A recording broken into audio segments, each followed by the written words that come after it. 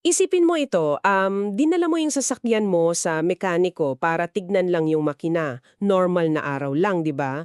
Pero pagbalik mo, nakita mong nakabukas at pinakialaman yung lalagyan ng gamit sa loob ng kotse mo, yung mismong pinagtataguan mo ng mga personal mong dokumento. Nako, magagalit ka siyempre. Parang panghihimasok na yun eh. Kasi ang usapan, makina lang hindi yung mga pribado mong gamit. Totoo yan at iyan ang nakakagulat na sitwasyon na madalas natong hinaharap sa mga opisina ngayon nang hindi man lang natin namamalayan. Kaya kumusta at maligayang pagdating sa ating malalimang pagsusuri.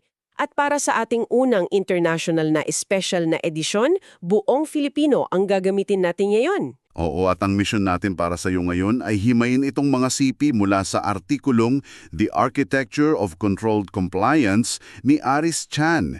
Tututukan natin kung paano ba talaga dapat ipatupad ng ligtas ang mga ICT Maintenance Directive sa trabaho. Kasi, mahalaga ito eh.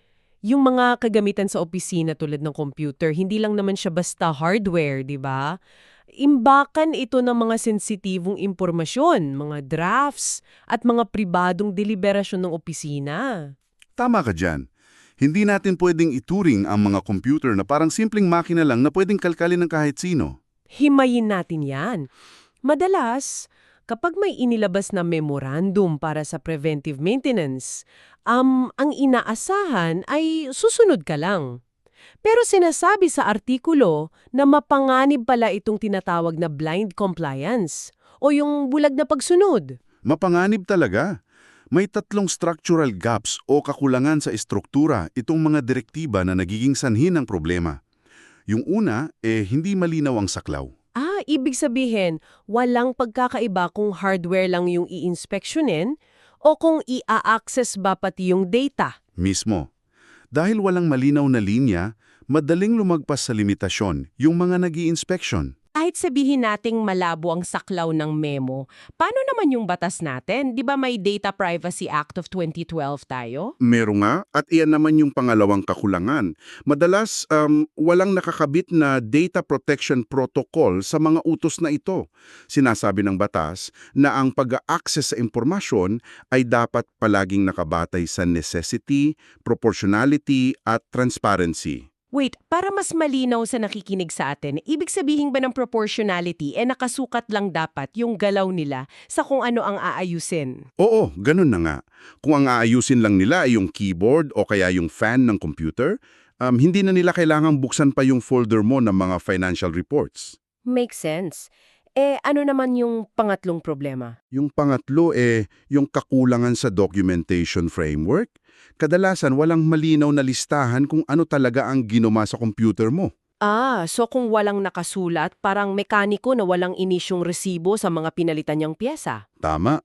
At kapag walang naitalang proseso, nagiging reaktibo na lang tayo.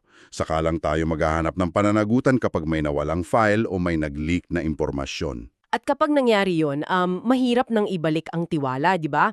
Pero, teka lang, madaling sabihin sa teorya na mapanganib ang sumunod ng nakapikit.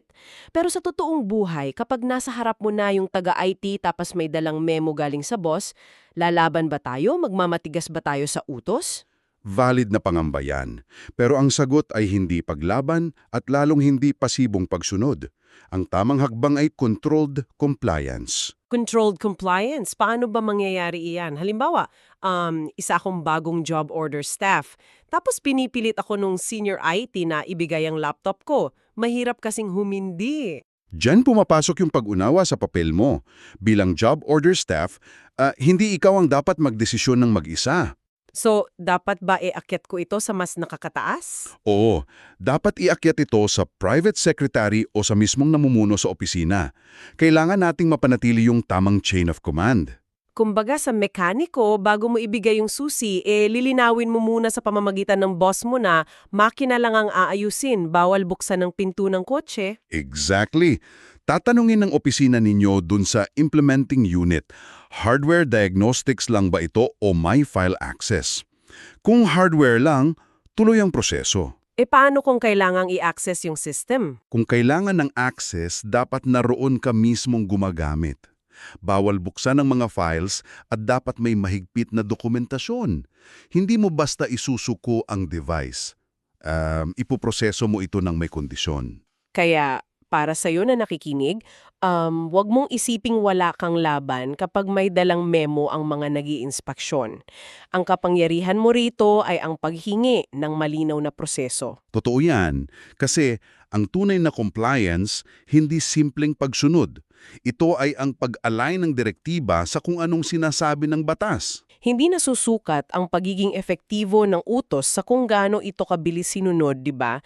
Kundi sa kung gaano ito kaligtas ipinatupad. At bilang isang profesional, ang responsibilidad mo ay hindi ang kalabarin ng sistema, kundi ang kumplituhin ang mga kakulangan nito sa pamamagitan ng disiplina. Babalik tayo doon sa sasakyan at sa mekaniko. Sa huli, ikaw talaga ang maglalagay ng kandado sa sarili mong mga gamit. Pero bago tayo maghiwalay, isipin mo ito. Paano bukas? Anong ibig mo sabihin? Paano kung sa mabilis na pag-usbong ng artificial intelligence, kaya na nitong iscan at basahin ang laman ng buong hard drive mo sa loob lamang ng ilang segundo nang walang iniiwan na digital footprint? Paano kaya natin babaguhin ang definisyon ng controlled compliance kung ang kaharap mo ay hindi na mekaniko, kundi makina na palihim na nag-a-access sa iyong mga sensitibong impormasyon? Pag-isipan mo yan hanggang sa muli sa ating malalimang pagsusuri.